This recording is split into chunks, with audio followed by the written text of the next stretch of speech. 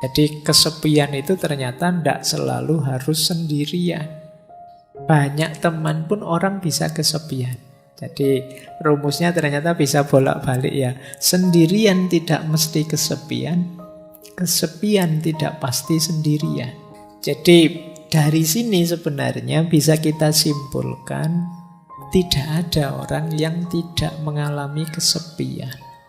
Setiap orang punya kesepiannya sendiri. Jadi kalau menghadapi kondisi semacam ini berarti baik kesendirian maupun kesepian adalah sesuatu yang harus kita terima. Punya perspektif bahwa kesepian itu lahir sebenarnya karena ada keinginan untuk dipahami yang tidak terpenuhi. Biar ku beritahu engkau, kalau engkau ketemu seorang penyendiri, itu bukanlah karena mereka menyukai kesendirian, namun karena mereka sebelumnya telah berusaha keras untuk membaur ke dalam dunia, dan orang-orang selalu mengecewakannya. Nah, ini bahan refleksi kita lagi. Jangan-jangan rasa kesepian kita karena kita berharap terlalu banyak pada orang lain. Assalamualaikum warahmatullahi wabarakatuh. Bismillah, kita mulai lagi belajar kita, ngaji filsafat kita. Malam hari ini sebenarnya tema yang beberapa minta saya membahas ini tentang kesendirian. Ini tidak ada hubungannya dengan jomblo atau tidak jomblo ya. Kesendirian saya tidak ngomong di level itu. Bahwa mungkin kalian merasa kok tidak dapat pasangan Pak, itu tidak ada hubungannya dengan itu malam hari ini. Kita agak dalam membahas kesendirian ini. Baik, bismillah. Nah, sekarang kita belajar tentang kesendirian. Ini nanti juga teman-teman harus tahu takarannya. Kapan saya harus sendiri? Kapan saatnya saya berbaur? Bismillah ya, kita mulai.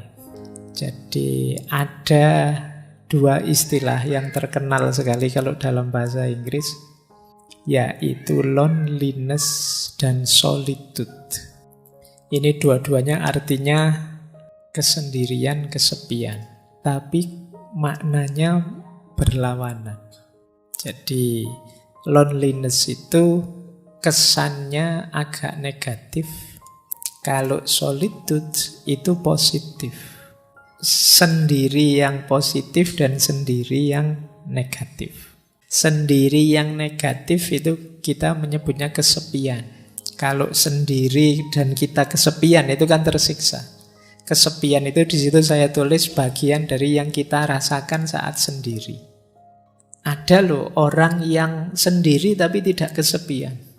Biasanya memang dia senangnya sendiri. Makanya saya sebut itu di situ ada istilah menyendiri. Menyendiri itu memang orang yang dorongan jiwanya ingin sendiri. Jadi apakah kesendirian itu menyakitkan, Pak? Kalau loneliness iya, tapi kalau solitude tidak. Nanti kita akan paham bedanya apa. Kalau pakai istilah bahasa Inggris ya, ada alone, ada lonely, ada solitude. Alone itu sendiri. Sendiri itu fakta. Banyak orang yang tidak mau aku sendirian, tapi faktanya sendiri. Kenyataan hidup itu alone. Pak, saya datang ngaji sendirian. Nah, itu alone. Tapi kalau Pak, saya datang ngaji kesepian saya, Pak. Nah, itu rasamu. Nah, Pak, saya datang ngaji memang ingin duduk di pojok biar tidak terganggu. Nah, ini menyendiri namanya. Nah, bedanya di situ. Ada orang yang sendiri dan tersiksa, ada yang tidak. Jadi ini bedanya ya, sendirian dan kesepian. Kalau ada temanmu, kamu sendirian enggak? Oh ya sendirian, tak temeni ya. Enggak mesti dia senang kamu temeni. Karena kalau dia pas sendirian dan dia sukanya memang sendirian, kamu datang dan menemani, itu dia terganggu. Allah, kamu malah menemani, ini makanan mesti jatahnya harus dibagi. Nah, iya, mesti setelah ini minta hotspot mesti. Setelah ini, iya kan? Nah, kamu malah ganggu. Wong dia sendirian nyaman kok, kamu malah datang pengen menemani. Kecuali dia kesepian aku. Nah, butuh teman, itu baru kamu hadir menemani. Jadi ini kalian harus paham istilah-istilah dan situasi ya. Jadi orang yang sendiri itu tidak mesti kesepian. Karena memang kadang-kadang ada orang yang memang berupaya menyendiri. Nah, jadi tidak selalu orang itu tidak suka dengan kesendirian. Ada juga yang memang mencari kesendirian. Ya dalam situasi tertentu nanti ada banyak sekali situasi-situasi yang perlu kita dalami. Baik, jadi ini dasarnya ini ya, nanti kita membahas ini. Antara yang positif dan yang negatif. Antara sekedar sendirian dan yang tersiksa oleh kesendirian namanya kesepian. Atau orang yang memang sengaja ingin sendiri. Baik, kita lanjutkan wawasan selanjutnya. Nah, ada banyak pandangan yang menyebut bahwa hidup ini hakikatnya memang sendirian. Jadi kondisi dasar kehidupan manusia itu sendirian. Mungkin teman-teman pernah dengar semacam peribahasa, kita lahir sendirian, hidup sendirian, dan mati juga sendirian. Berarti hakikatnya sendirian hidup ini.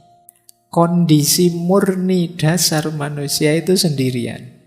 Tapi kan dalam kenyataannya kita berhubungan, Pak. Kita berinteraksi dengan orang, Pak. Nah, interaksi dan hubungan itu kalau sendirian tadi yang hakiki, berarti interaksi dan hubungan itu sifatnya artifisial. Jadi sifatnya tidak hakiki. Tidak ada hubungan yang tidak berpisah. Semua hubungan, semua relasi pasti pada saatnya berpisah. Berarti memang hakikat hidup ini sendiri. Maka teman-teman tidak perlu malu, tidak perlu gentar kalau kamu sampai usia sekian kok tidak punya pasangan, sendiri saja. Loh, ini yang hakiki justru seperti ini.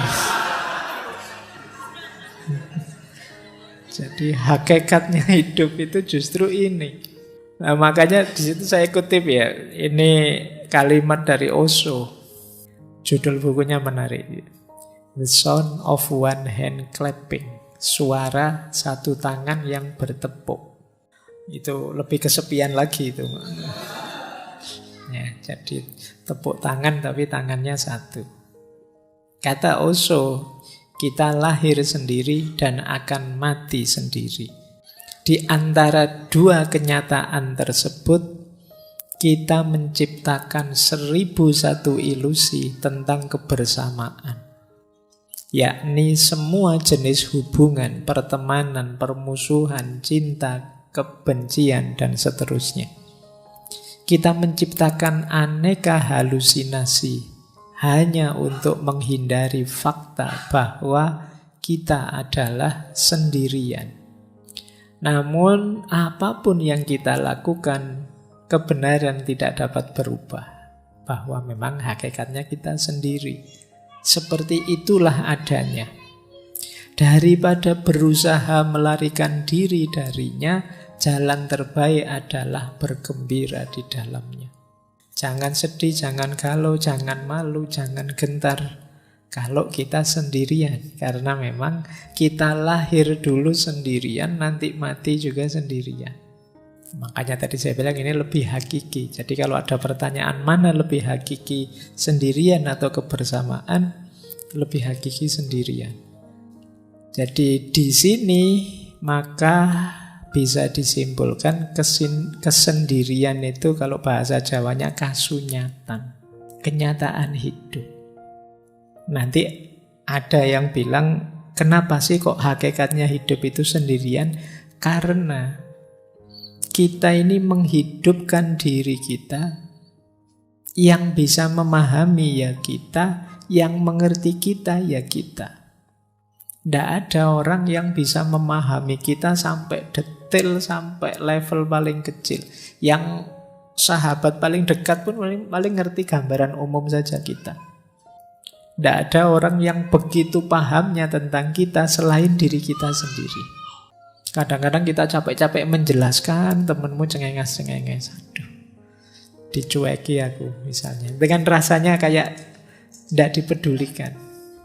Kita kadang mati-matian untuk dihargai orang, dihormati orang. Tetap saja tidak dihargai, tidak dihormati. Sakit hati kita, rasanya kita disisihkan sendirian.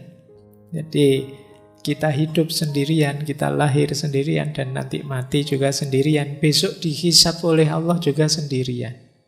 Kalau bahasanya Al-Quran kan, wala taziru waziratun wizra ukhra. Tidak ada orang bisa menanggung dosanya atau bebannya orang lain. Yang kamu lakukan, kamu pertanggungjawabkan sendiri. Maka kesendirian adalah kasunyatan, kenyataan hidup yang tidak mungkin bisa kita bantah.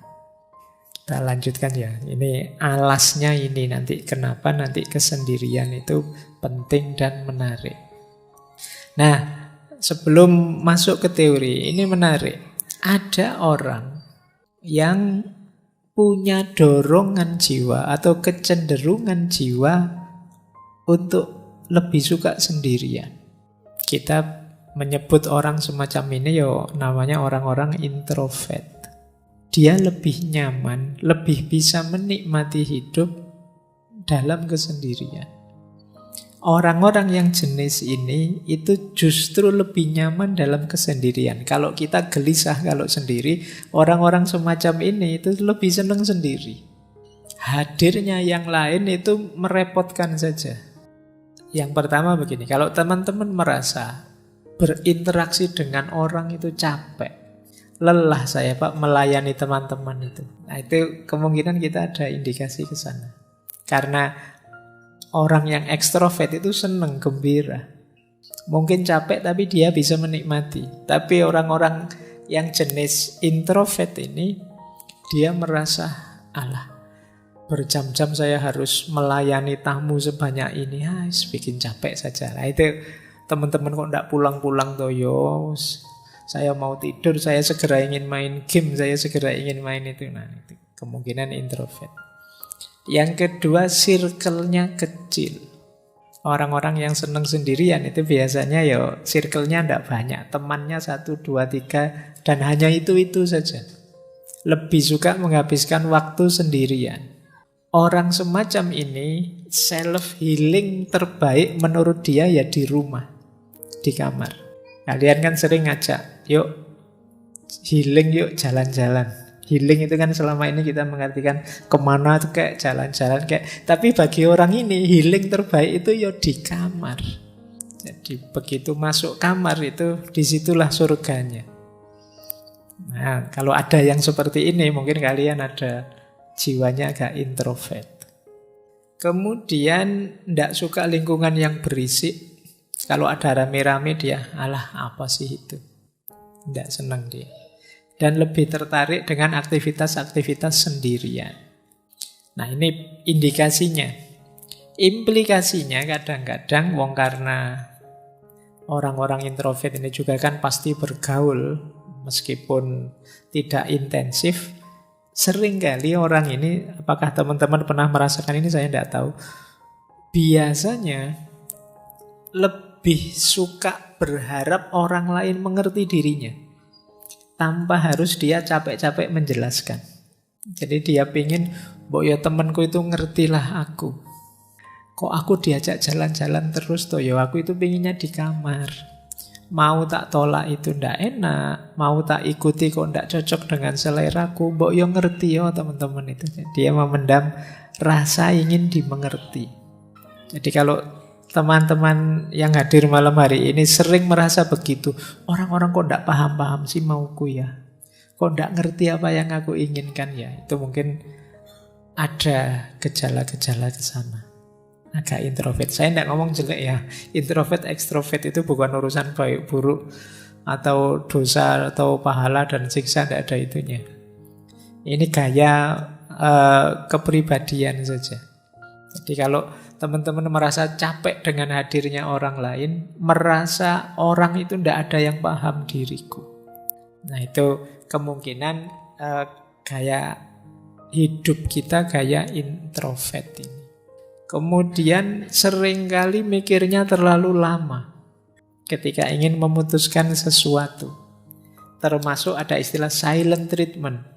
Jadi coba saya misalnya punya teman ingin menjauh dulu sementara, biar tidak terlalu terpengaruh tapi lama-lama terus jadi tidak akrab lagi sama temannya. Itu ada yang jenisnya seperti ini.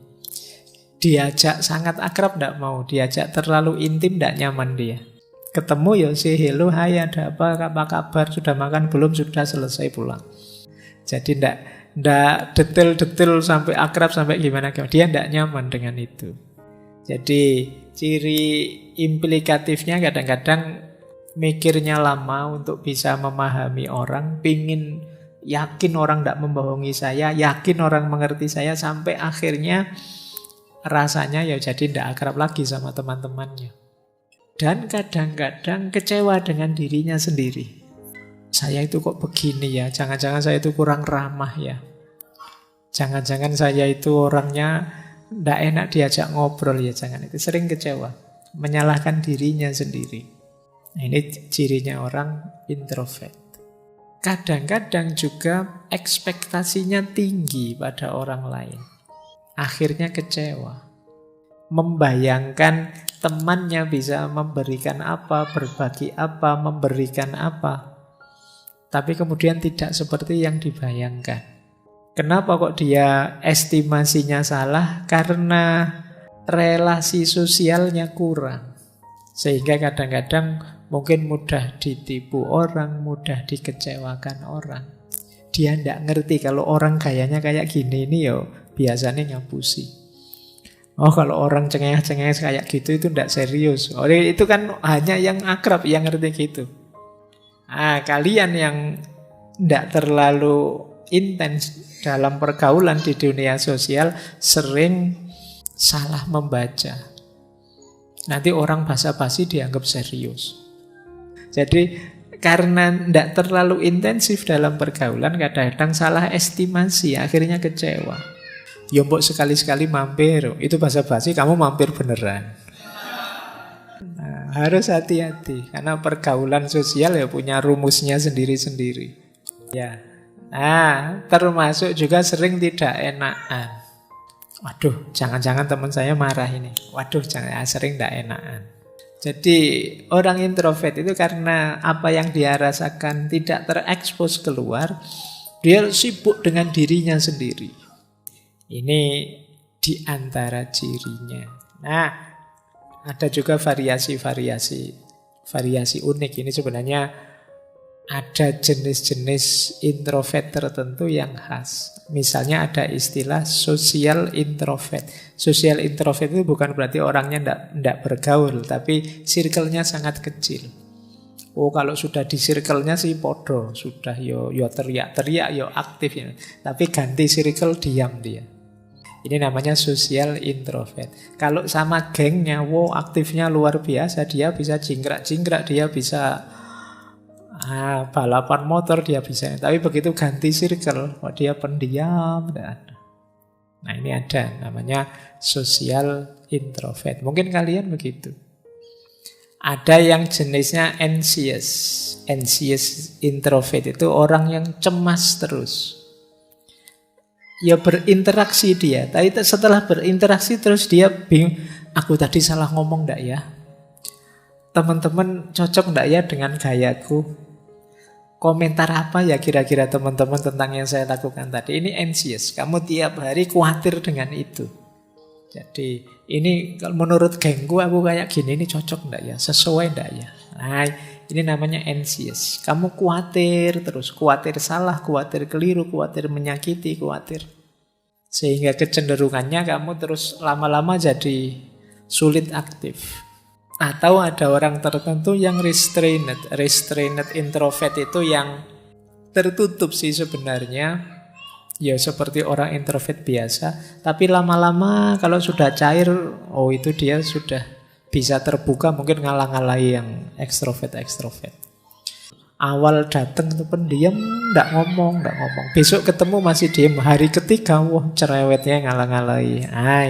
Itu restrained introvert.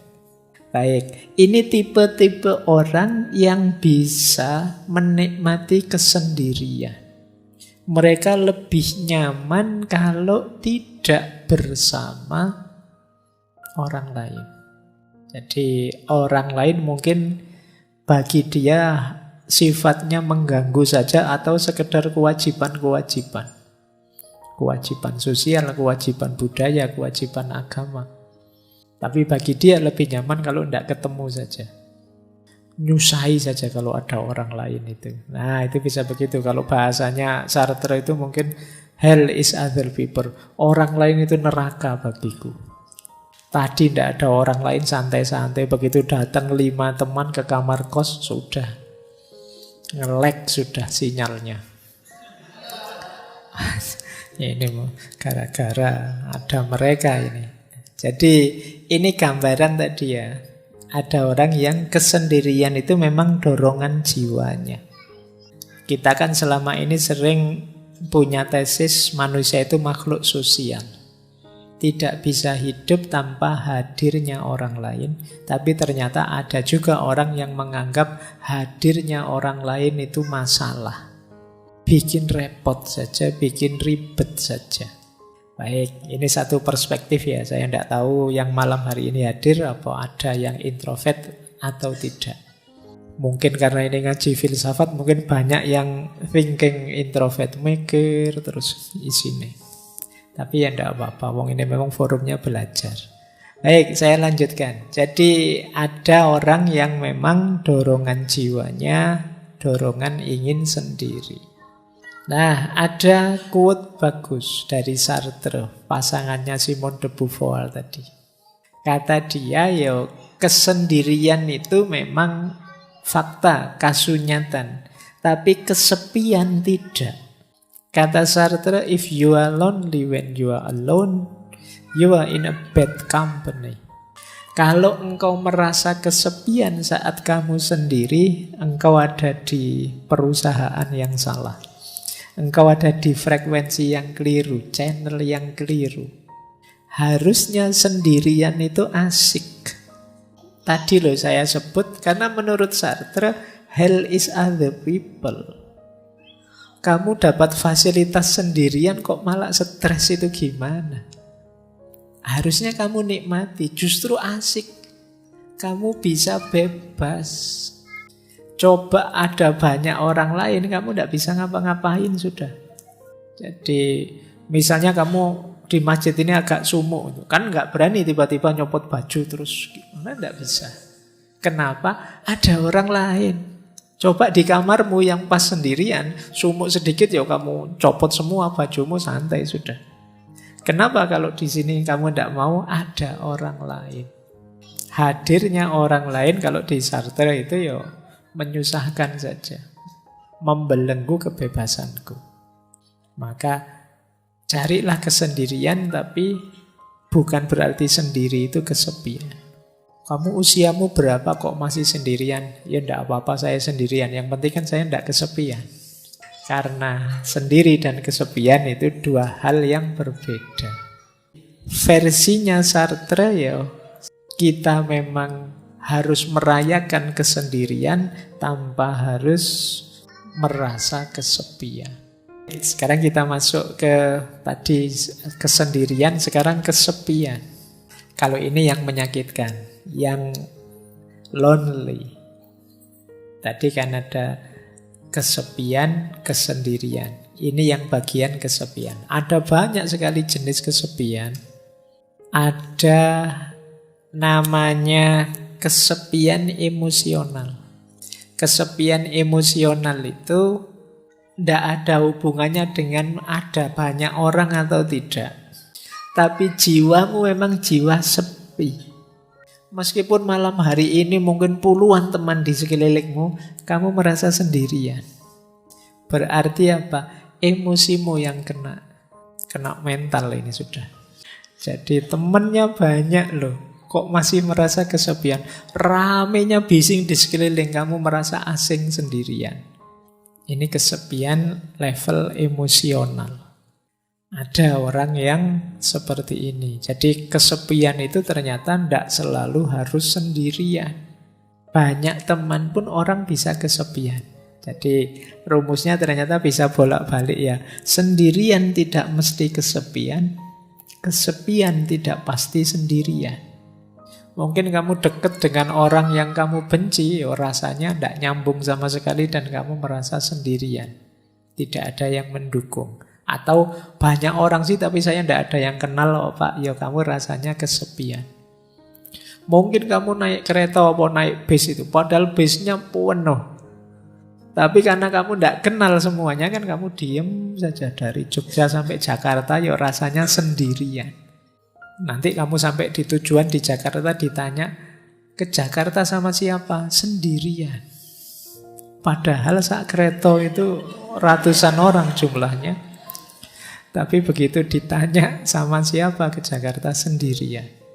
Karena sebanyak itu orang tidak kamu hitung.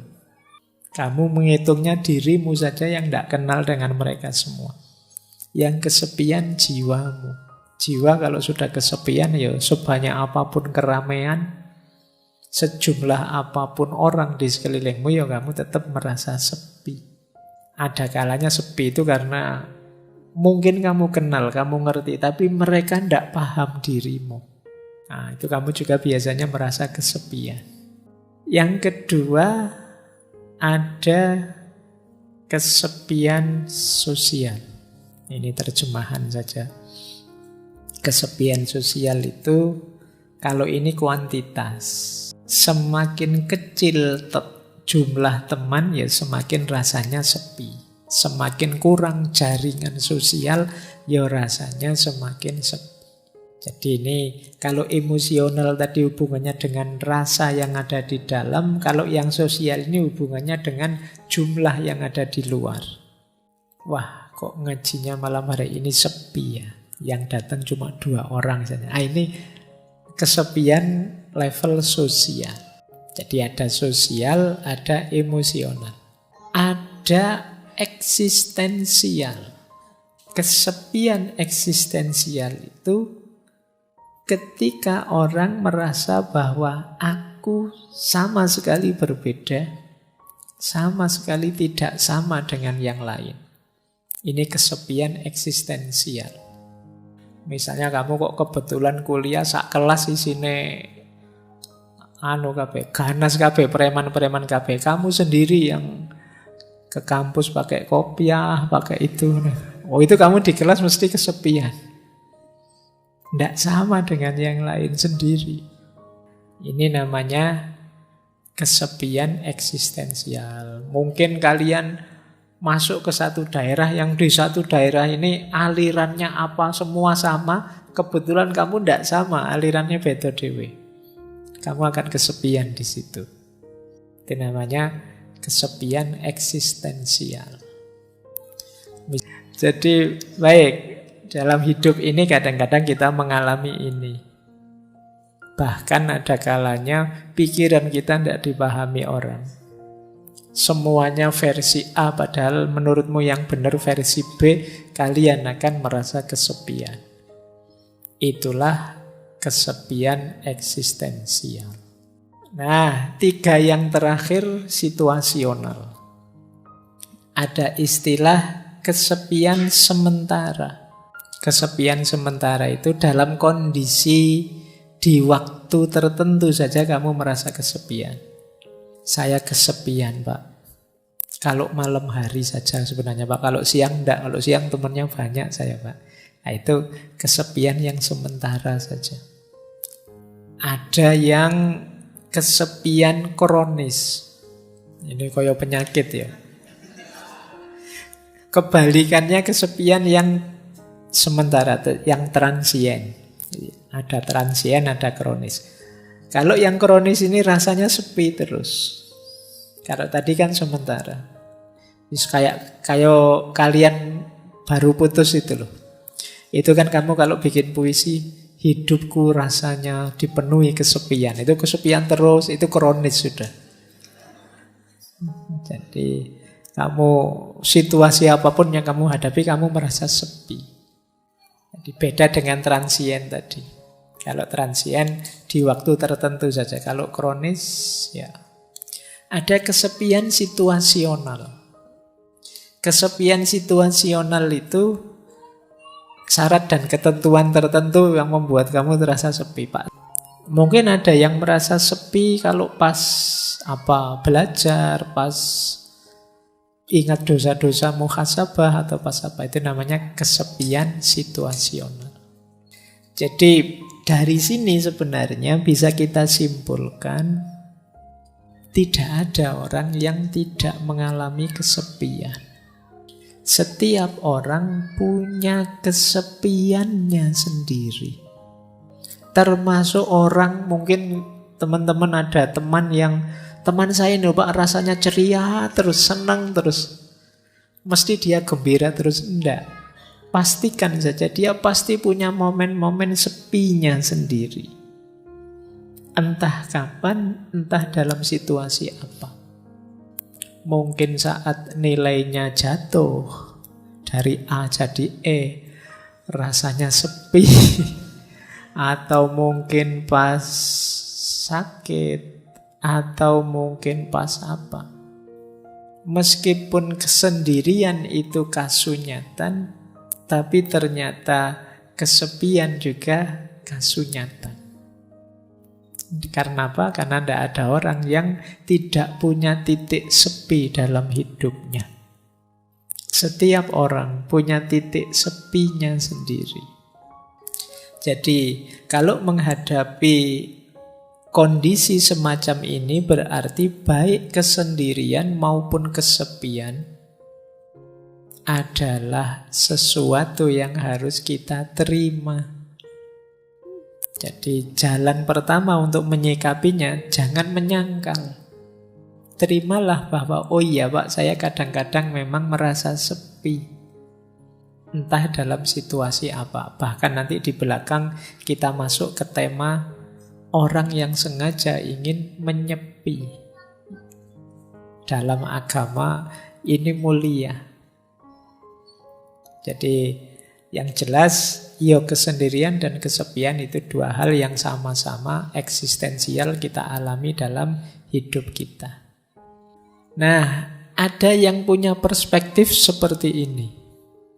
Punya perspektif bahwa kesepian itu lahir sebenarnya karena ada keinginan untuk dipahami yang tidak terpenuhi.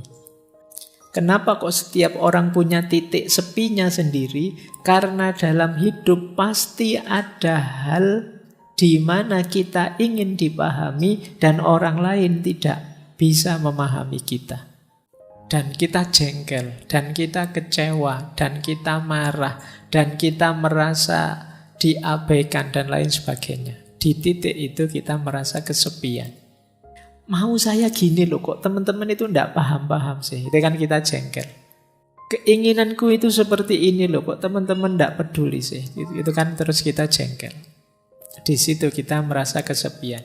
Makanya katanya Carl Jung yang dulu pernah kita bahas, kesepian tidak datang karena tidak adanya orang di sekelilingmu, namun karena engkau tidak mampu mengungkapkan segala yang menurutmu penting. Ada hal penting ingin kita ungkapkan, tapi orang lain tidak paham-paham. Orang lain tidak mau tahu, tidak mau mengerti. Akhirnya kita merasa sendirian.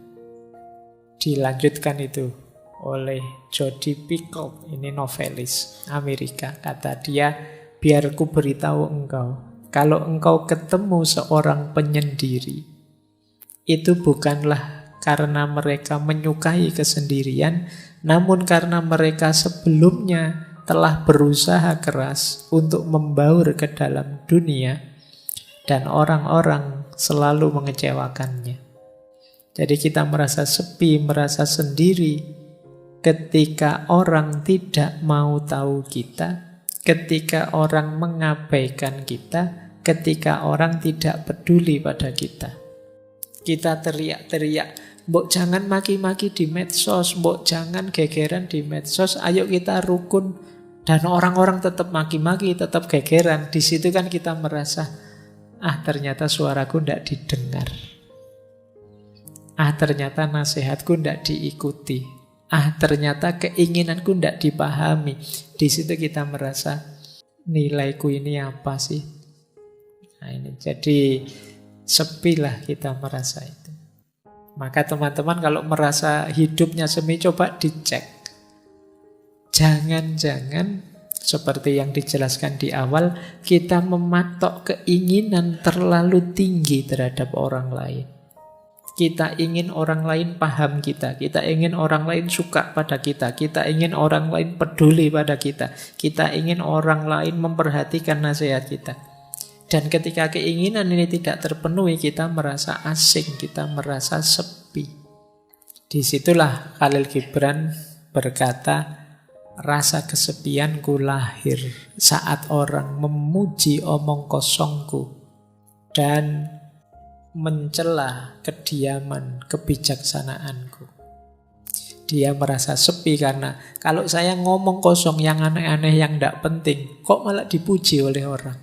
Semuanya nge-like, semuanya suka, padahal itu cuma isinya prank-prank yang tidak jelas. Tapi pas saya serius ngomong yang mantep-mantep atau saya diam dalam rangka bijaksana, orang malah mencelaku. Sekarang kan banyak orang yang mencela kediaman. Mencela kediaman itu maunya semua orang disuruh bersuara. Ya contoh paling mudah, di grup-grup WA itu saya kemarin di semua grup kan isinya innalillahi selamat itu. Isinya kan banyak itu. Seolah-olah yang tidak mengucapkan dan tidak nulis di WA dianggap sesuatu yang tercela. Padahal mungkin yang tidak ngirim WA itu yang serius berdoa, ngirim Fatihah mendoakan. Sementara yang ngirim innalillahi ya copy paste atasnya saja. Ya, tapi lebih dihargai yang copy paste karena tampil. Tidak tampil dianggap tidak ada. Itu situasi hari ini begitu. Nah, ini bahan refleksi kita lagi. Jangan-jangan rasa kesepian kita karena kita berharap terlalu banyak pada orang lain. Akhirnya kita kecewa, akhirnya kita merasa marah, merasa tersisih, merasa tidak dipedulikan. Kalau memang ini masalahnya, saatnya kita berhenti terlalu berharap pada orang lain. Ayo bahagia dengan diri kita. Kenapa? Karena rasa kesepian yang membelit diri kita itu bahaya secara psikologis. Ini saya ambilkan dari satu penelitian yang menjelaskan rutenya orang kesepian. Orang kesepian itu kan mesti akarnya karena kecewa, tidak bisa ngeblend, tidak bisa berbaur dengan dunia di sekelilingnya. Biasanya orang ini terus menyalahkan dirinya sendiri. Kenapa aku kok introvert ya? Kenapa aku kok ndak bisa ramah ya? Kenapa aku kok ndak bisa? Jadi biasanya terus disalahkan dirinya sendiri. Orang tidak menghargai dia, disalahkan dirinya. Orang tidak peduli padanya tadi, disalahkan dirinya. Dia menyalahkan dirinya terus. Sehingga akhirnya meruntuhkan self-esteem-nya, kebanggaannya pada dirinya. Kalau orang sudah runtuh kebanggaan pada dirinya, dia akan mengalami stres berat. Saya tidak berani bilang depresi ya, nanti depresi tambah nemen. Orang stres berat itu nanti sistem imunnya kacau, dia mudah sakit, ya karena hormon kortisolnya meningkat. Tidak enaknya di penelitian itu disebut resiko kematiannya tinggi. Nah, jadi ternyata ada korelasinya. Orang yang merasa kesepian, resiko kematiannya meningkat. Di penelitian itu disebut ya, stres berat itu setara dengan merokok 1 bungkus per hari. Bahayanya. Berarti kalau teman-teman, tapi Pak kalau saya pas stres itu malah ngerokok Pak. Ya wis bener, daripada bahayanya seperti ngerokok 1 bungkus, ya ngerokok saja sekalian 1 bungkus. Ya memang bahayanya itu. Atau dan lebih beresiko daripada obesitas. Dan lebih mempengaruhi kesehatan daripada orang yang tidak mau olahraga. Jadi ternyata ya efeknya bisa ke kesehatan. Meskipun tadi hanya kesepian. Sepi, menyalahkan diri sendiri, stres, dan mati. Resiko kematiannya tinggi. Oke, baik. Ya semoga teman-teman yang sedang sendirian tidak kesepian. Kalau kesepian, jangan selalu menyalahkan diri sendiri. Kesepian tidak apa-apa, asal gembira. Senang, menikmati. Alhamdulillah ya Allah, aku sendirian, tidak ada yang ganggu. Alhamdulillah sepi sekarang.